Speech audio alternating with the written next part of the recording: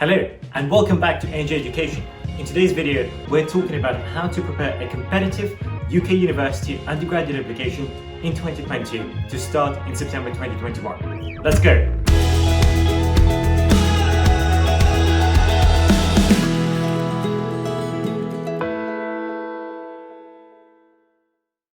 Alright guys, so it seems like those who applied last year, so those who applied in the autumn and winter of 2019 are in a parallel universe compared to what this cohort this year applying in the autumn and winter of 2020 and 2021 will face. And in some way everything has changed, in other ways nothing has changed. Nothing has changed. So let's just get through this step by step and see exactly what you need to know to submit a competitive application. So, my point number one, and this is really important to remember, that at many levels, nothing has changed.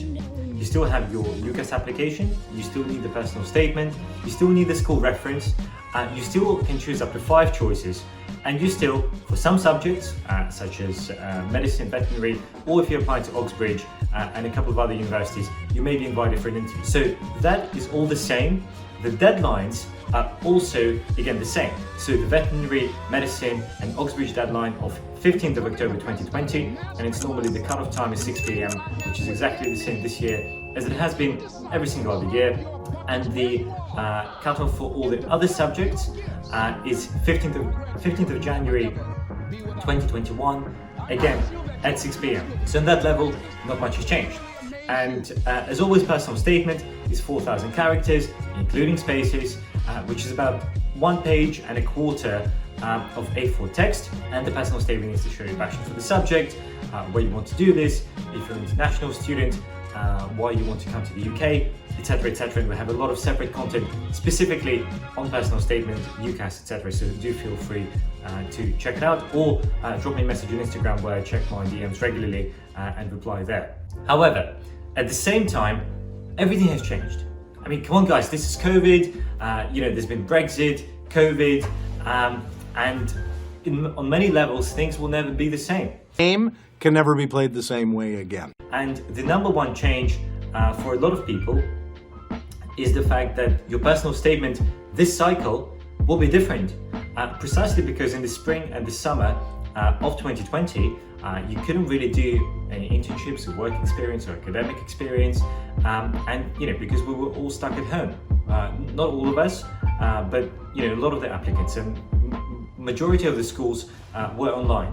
So with that in mind, you can't have as rich and as exciting personal statement that perhaps you would have wished. However, you do have to remember that applications for UK undergraduate degrees are mainly judged on their academic merit.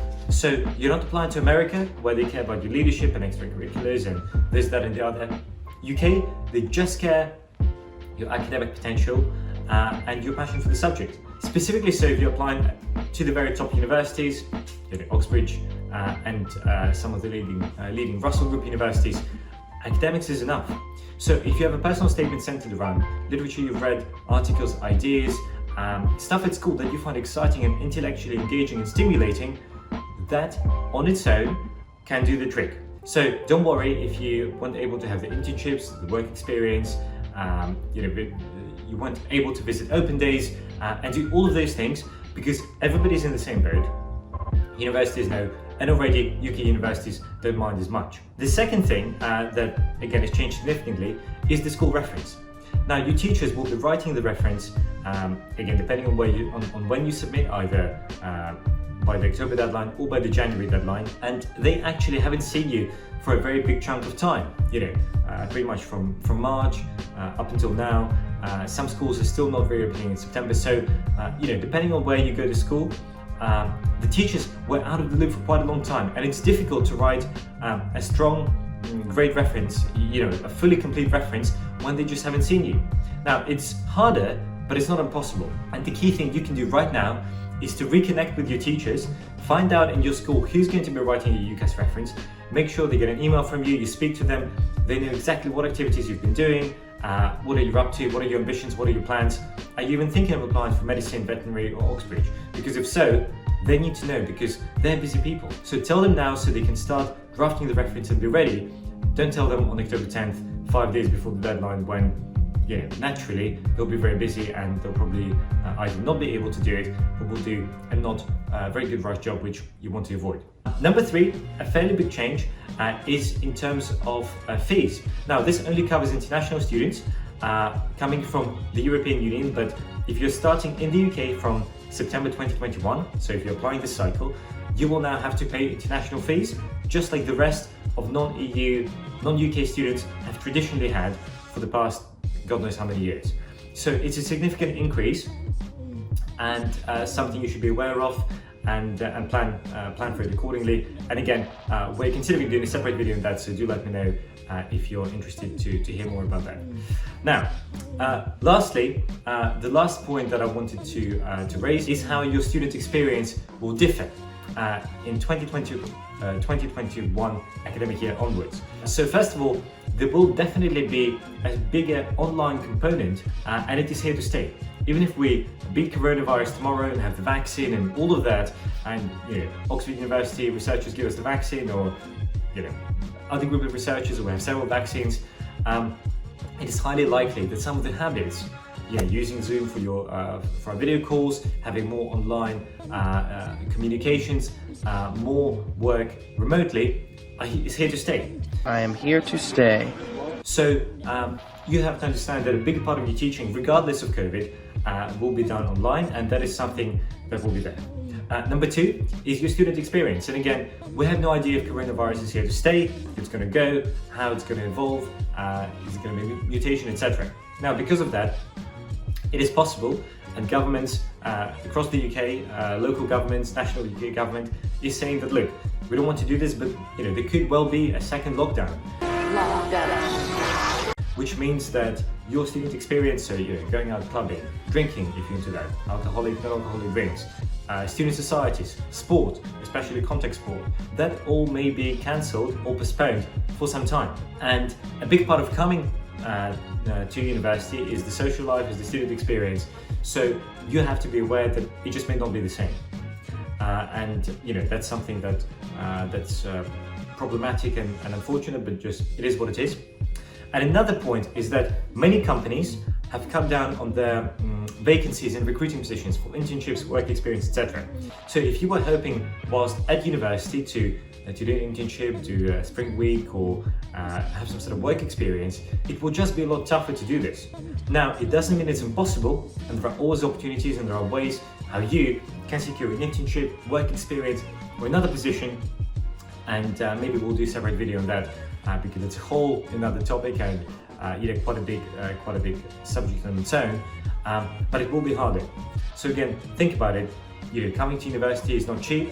It's a big investment of your time, of your money, and potentially it may be that you'll leave university without any work experience whilst at university. So that's something that you should consider and just be mindful of.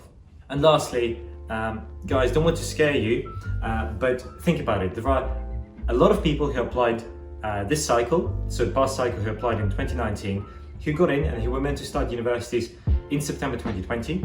Some of them, not all of them, but some of them have deferred their places or took a gap year, which means they'll be reapplying this coming cycle in the autumn of 2020 to start in the autumn of 2021.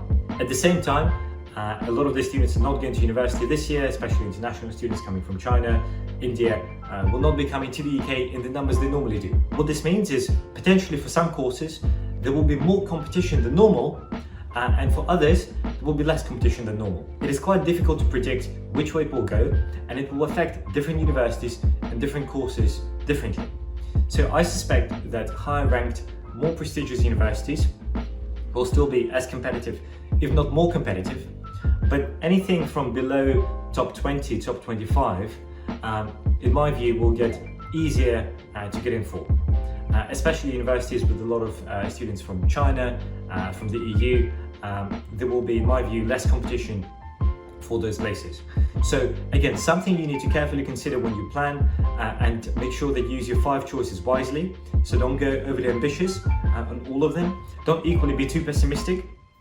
It's always best to have a couple of choices that are really excellent, and the ones that you have to really work for, a couple of midway, and one safe choice that will definitely take you. You're confident that it will take you no matter what. So talk to your advisor or school counselor, someone who can give you an impartial point of view on that, and that's very important. Anyway, guys, I hope this was useful. Best of luck with your UK undergrad application this coming cycle. Any questions or your plans, do drop it in the comments below, or feel free to DM me personally on my Instagram or on our company page. Again, on Instagram, we always check our messages. And best of luck. Take care.